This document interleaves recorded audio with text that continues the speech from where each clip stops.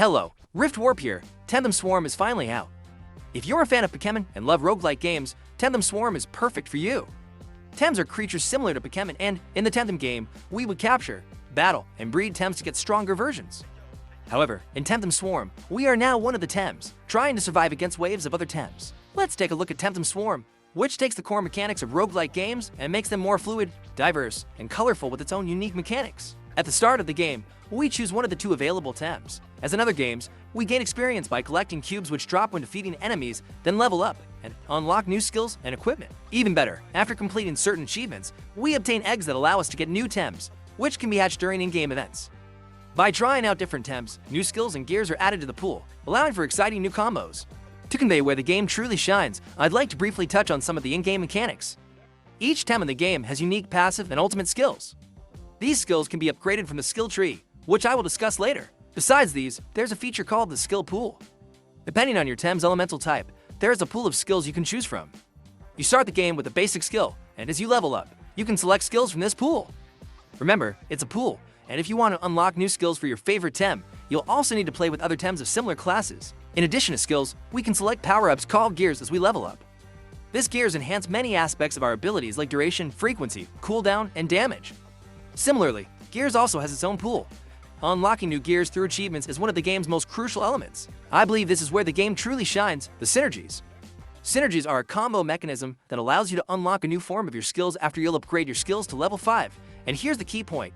To unlock this new form, you must also obtain the gear corresponding to the skill you're using during the game. In short, you select a skill, obtain the gear that will unlock its synergy during the game, level the skill up to 5, and then you get the chance to select this synergy when you level up. I think it's a fantastic mechanism for diversifying gameplay. Now, let's talk about the skill tree. The skill tree is a system containing upgrades unique to each Tem. Here, you can increase your Tem's damage, health, or speed. Or, you can choose to enhance your passive and ultimate skills. To make these upgrades, you use a type of credit called Panson, which you earn in the game. There are a variety of events available in the game. Generally, an event is marked with a location indicator, and once you reach that point, you need to stand within a blue circle to start the task. In multiplayer, some missions require all players to stand in these blue areas. Event types include destroying a specific nest, collecting Panson credits, and summoning enemies that grant high experience points. Additionally, some events reward chests that can increase the levels of your current skills and equipment. Another feature I like in the game is the bosses. We can categorize bosses into the types. 1. Mini bosses. 2. Main bosses. We have 2 mini bosses. The first appears at the 5-minute mark, and the second at the 10-minute mark. The main boss makes a grand entrance at the 15-minute mark. The first 2 mini-bosses are much stronger than regular enemies and will do everything they can to defeat you. The main bosses, especially at the beginning of the game, are challenging foes with unique abilities. Defeating the main bosses for the first time unlocks new maps, gears, eggs, and skills.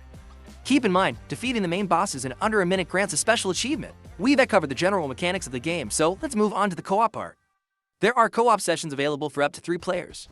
When playing together, the number and difficulty of enemies increase, but there are advantages to playing together. The most important advantage is, if your teammate obtains a gear required to activation of your skill's synergy, you can still benefit from it. By staying in communication with your team, you can quickly develop more harmonious combat strategies and create a synchronized gameplay experience with your friends. You might be wondering if TemTem Swarm is good or bad. It would be more accurate to say that once you start playing, you can't stop. The unique mechanics, animations, and playstyles developed for each Tem make the game incredibly enjoyable. Creamy Games has also released a roadmap, which means there's a lot more to come. So, what are you waiting for? TemTem Swarm is waiting for you.